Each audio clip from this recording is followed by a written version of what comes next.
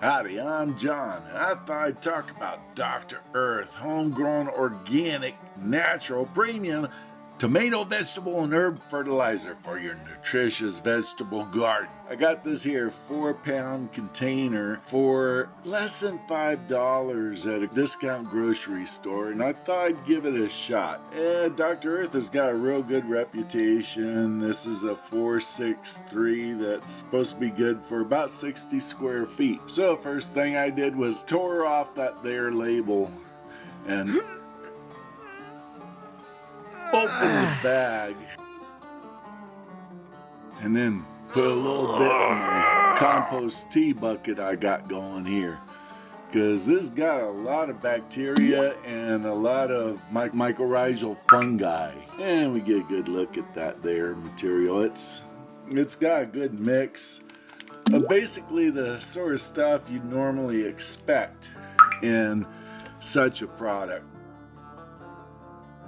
For instance, it's got a 4:6:3 NPK ratio, so 4% nitrogen, 6% is good for root and flower development with the phosphorus there. You got 7.5% calcium. That's kind of the basic building block of everything. You need to have lots of calcium in it. And so I figured I'd go ahead and put some around my little strawberries here. Now there's lots of different ways you can do this, but anytime you're in around the strawberries, you gotta take them runners off and do any weeding you come across too. Might as well get that all done always. And I'm always saving some of those because they're real handy to plant other places. So I figure, I got about 120 square foot area, so I'm putting it maybe a little bit sparser than need be. But to tell the truth, my soil has phosphorus and potassium big time.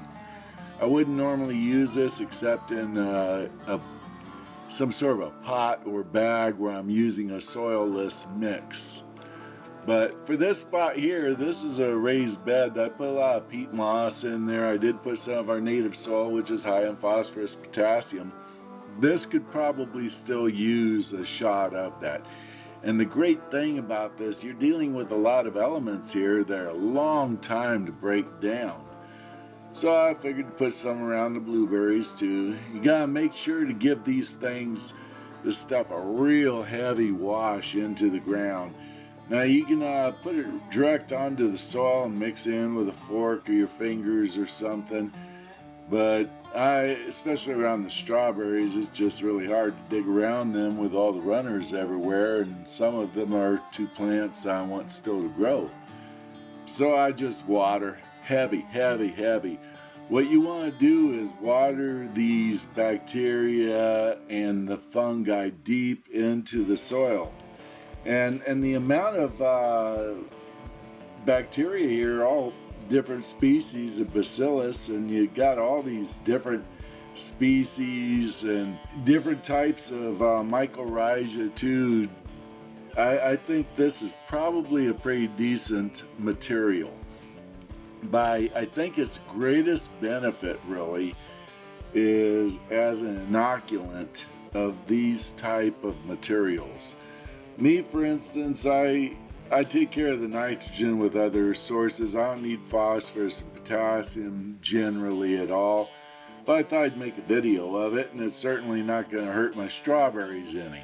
And for someone with a pot, you definitely need to do something like this a couple times a year to renew all of those things.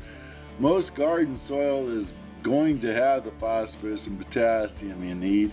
You're going to need to add nitrogen at times. You're going to have to keep up on the pH, make sure everything's always stable and balanced, because that's a real key. And part of that is to have all the bacteria and the mycorrhizal fungi in there, but you'll get them anyway if you add lots of compost occasionally through the year from different sources. The bacteria and mycorrhizal fungi will show up. They'll drift in with the wind, birds will bring them by, you'll have it in the compost you set down, and it'll run right through your soil and make everything better. And these materials are constantly in a little battle. I kind of envision them like little armies, constantly fighting. These guys are on top for a while, and then their food source gets used up and they die back, and that frees up another nutrient source for another colony, another species.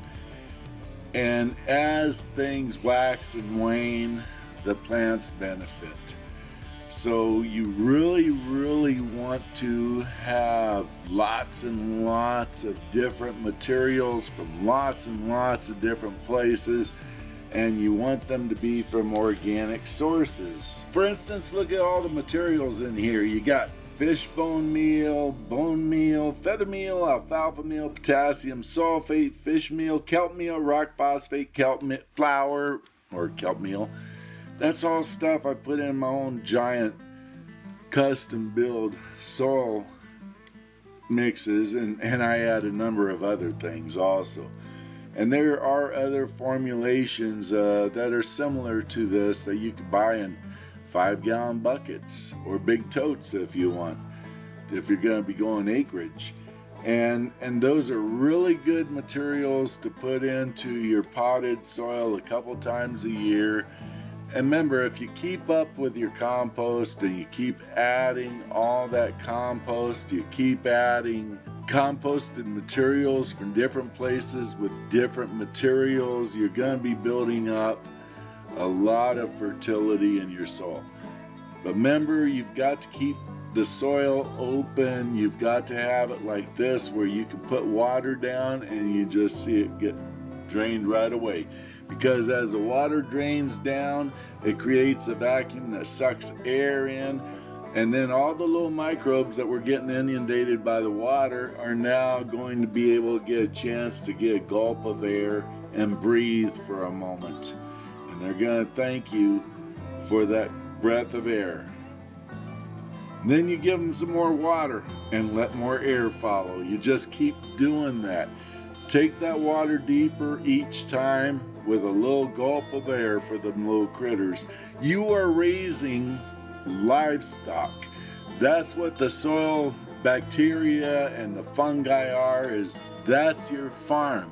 You are raising them so that they ensure the fertility of your garden plants. So keep that there farm happy. You got to keep your livestock well fed. You got to keep them at the right temperature. You got to give them shade on hot days. You got to keep them warm when it's too cold. And you got to give them the right moisture levels. Well, thank you, folks.